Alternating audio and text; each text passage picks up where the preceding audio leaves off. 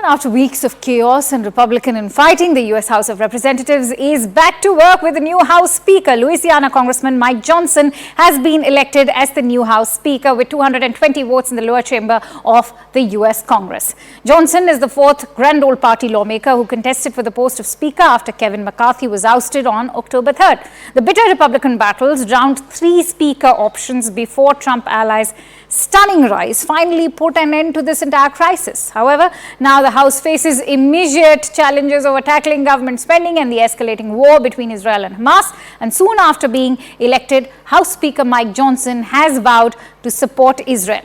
Johnson has assured the U.S. Congress will work as hard as ever to support its biggest ally in the Middle East. First, a few words of gratitude. I want to thank Leader Jeffries. I do look forward to working with you on behalf of the American people. I know we see things from very different points of view, but I know that in your heart you love and care about this country and you want to do what's right. And so we're going to find common ground there, all right? The challenge before us is great, but the time for action is now, and I will not let you down. I think Mike Johnson is doing very well. He's a tremendous congressman, respected by everybody. I hear it looks like it's really good. I haven't had one negative comment about him. Everybody likes him. Just respected by all, and that's something we need. And it looks like that's going to happen. So that'll be a wonderful thing. I put out a troop today on him.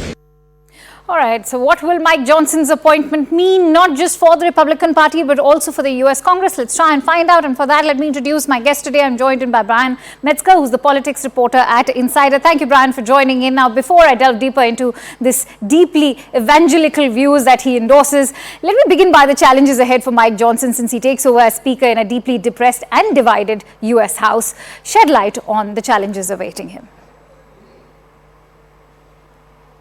Absolutely. Well, Mike Johnson is taking the helm of a House that, as you mentioned, has been deeply divided over the course of the last 3 weeks.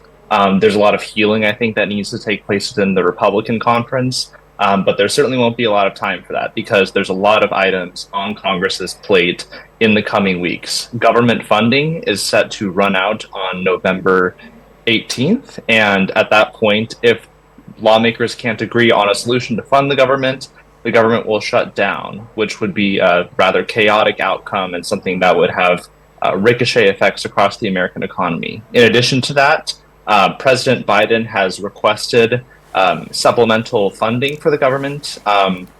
In particular, he's requested about $14.3 billion in aid for Israel and then another $60 billion in aid for Ukraine. Now, Mike Johnson is a Republican who is opposed to Ukraine aid. Roughly half of the House Republican Conference at this point is opposed to Ukraine aid. Kevin McCarthy was in favor of it, and so that's going to be a significant difference and challenge for lawmakers to sort out going forward. Brian, much of the Grand Old Party's base is of the view that House Speaker Mike Johnson has opposed abortion rights and gay marriages, and that his views are irrelevant and that they should be overshadowed by how he overturned the 2020 election results. How will his appointment now impact the image of the Republican Party, that too at a time when polls are indicating that most of American public is broadly supportive of gay rights?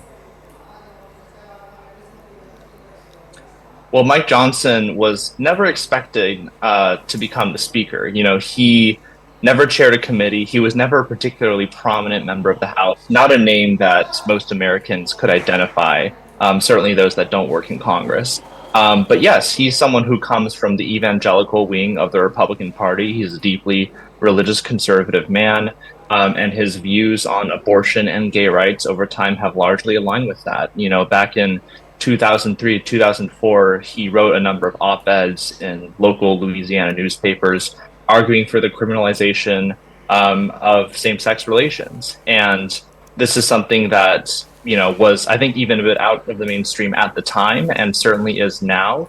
And so I think that, you know, as it pertains to same-sex marriage, we sort of have to wait and see. He hasn't spoken to reporters directly since he was elected yesterday. And so I think there are a lot of questions over how he'll approach those issues now that he's in the Speaker's chair. And when it comes to abortion, I mean, he is someone who is very enthusiastic about the overturning of Roe v. Wade that happened last year. He is opposed to abortion. He has supported abortion bans, regardless of the exceptions of life, incest, and rape. And so, I think this is something that Democrats are eager to hang around the necks of Republicans, particularly those who are in districts where President Biden won in 2020.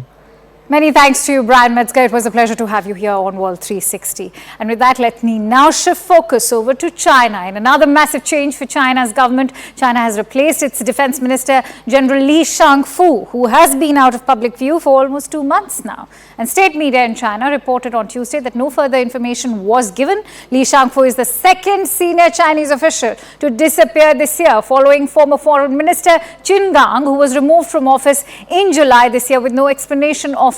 Li, who became defense minister during a cabinet reshuffle in March, has not been seen since giving a speech on August 29. The decision was approved by the Standing Committee of the country's rubber stamp legislature, the National People's Congress, according to CCTV News. Li Shangfu was appointed defense minister in March. He has not been seen in public since late August, and that, of course, fueled intense speculation about his fate. There is no indication that the disappearance of Qin and Li Shangfu has signaled a change in China's foreign and defense policies, although they have raised several questions at the same time. This about the resilience of President Xi Jinping and ruling Communist Party leader and his circle of power as well. And beyond this, China's former premier Li Keqiang also passed away at the age of 68, this after suffering a heart attack.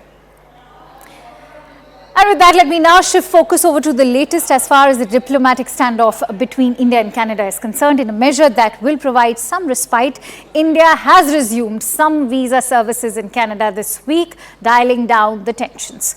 This resumption is for entry visas, business visas, medical visas and conference visas as well. It comes amid the standoff between the two nations over Canada's accusation against the Indian government of agents being involved in the June killing of Khalistan terrorist Hardeep Singh Nijjar. India had paused visa services in Canada after citing concerns over terror threats. The United States continues to grapple with gun violence as the country is mourning another mass shooting. We'll bring you the details after a quick break.